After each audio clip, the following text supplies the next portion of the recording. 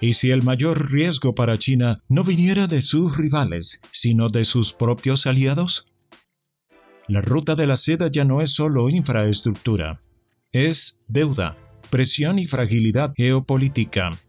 Más de 140 países están en juego. ¿Quién paga cuando el retorno falla?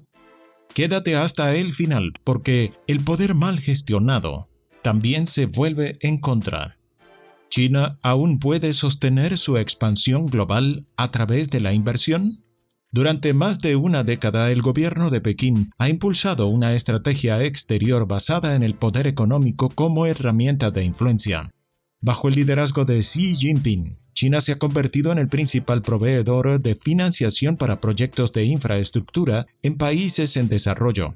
La llamada Nueva Ruta de la Seda o Iniciativa de la Franja y la Ruta, BRI, por sus siglas en inglés, es el eje central de esta estrategia. Desde 2013, esta iniciativa ha canalizado cientos de miles de millones de dólares en obras como puertos, ferrocarriles, plantas eléctricas y autopistas en más de 140 países. El proyecto nació con objetivos comerciales, pero pronto se transformó en una apuesta de poder. China no solo pretendía asegurar rutas logísticas para su comercio internacional, también buscaba consolidar su influencia en zonas claves de Asia, África, Europa del Este y América Latina.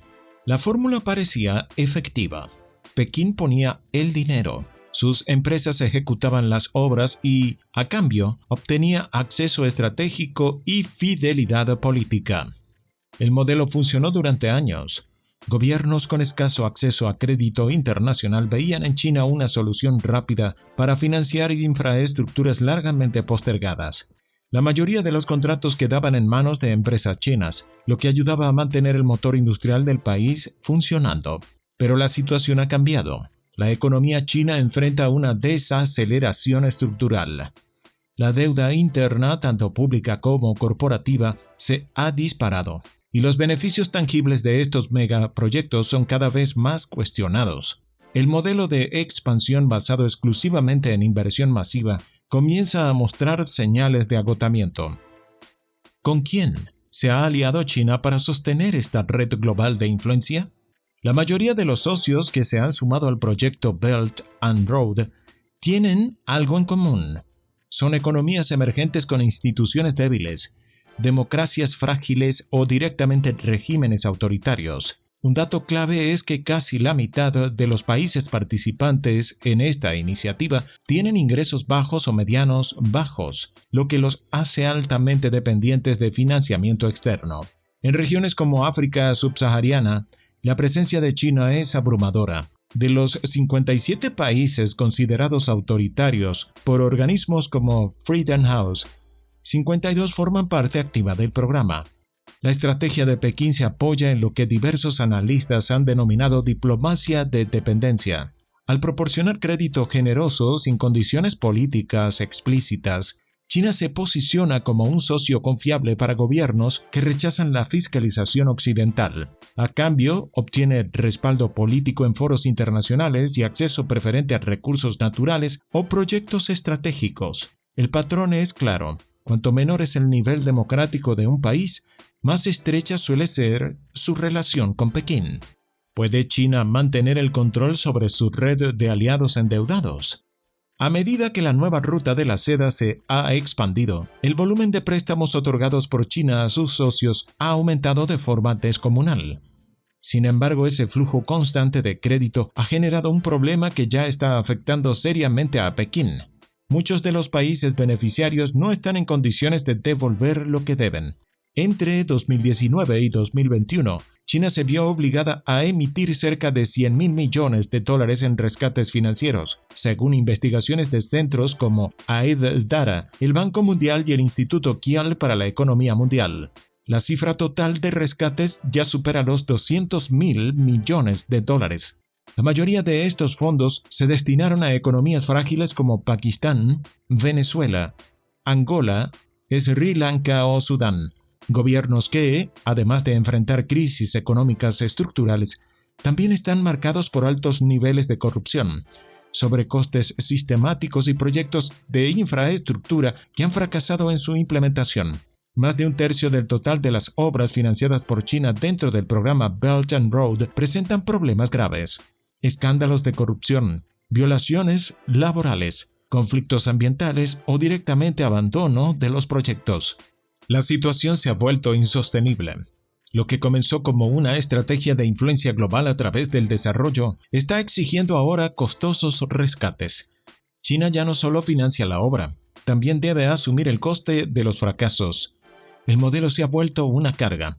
En muchos casos, los gobiernos locales han utilizado los fondos chinos no para fomentar el desarrollo sostenible, sino para fortalecer sus propias élites o mantener estabilidad política a corto plazo. Y Pekín no tiene mecanismos sólidos para recuperar esas inversiones. Está China atrapada en su propia burbuja de deuda. El deterioro de las finanzas públicas chinas es un factor clave en esta crisis. Desde 2016 el gobierno ha intentado controlar el endeudamiento excesivo de sus empresas estatales y gobiernos locales, sin éxito. En 2019 varios impagos sacudieron el sistema financiero interno y, en 2021, el Banco Central tuvo que endurecer las condiciones de liquidez, lo que elevó los tipos de interés de forma drástica. Todo esto ocurre mientras el país sigue arrastrando una burbuja inmobiliaria y una fuerte dependencia de la inversión pública como motor económico.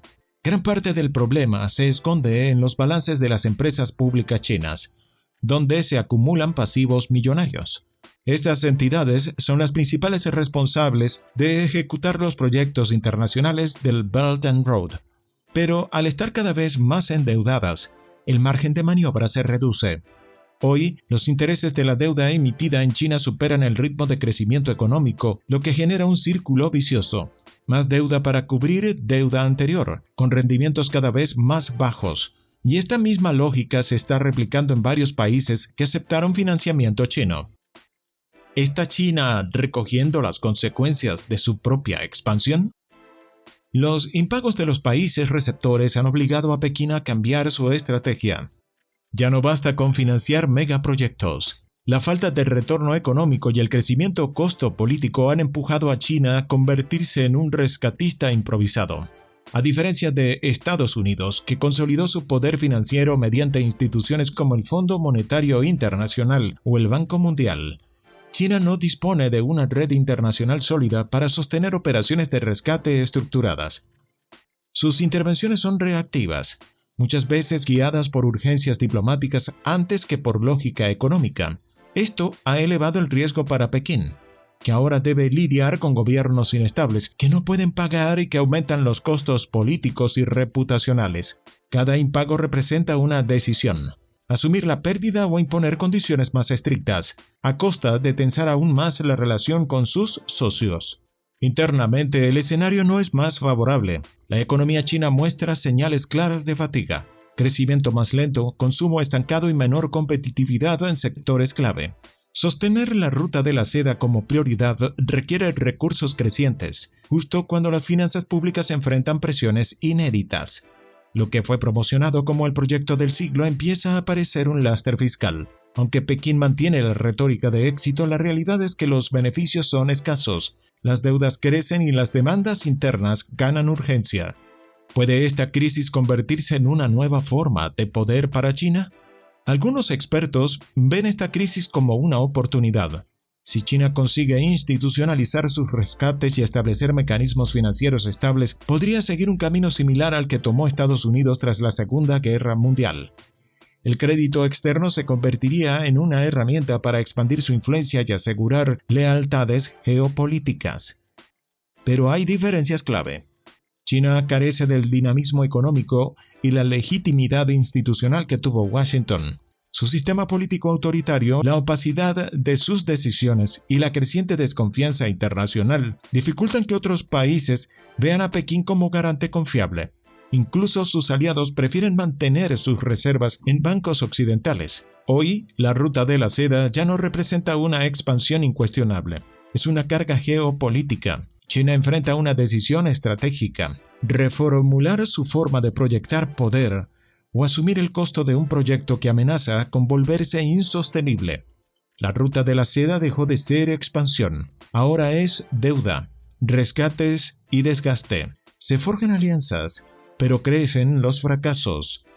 ¿Quién dirige este rumbo incierto? ¿Pekín? ¿Los deudores? ¿O las tensiones internas? En este mundo global, solo quien entiende el presente anticipa el futuro, porque el próximo colapso podría nacer desde dentro del poder.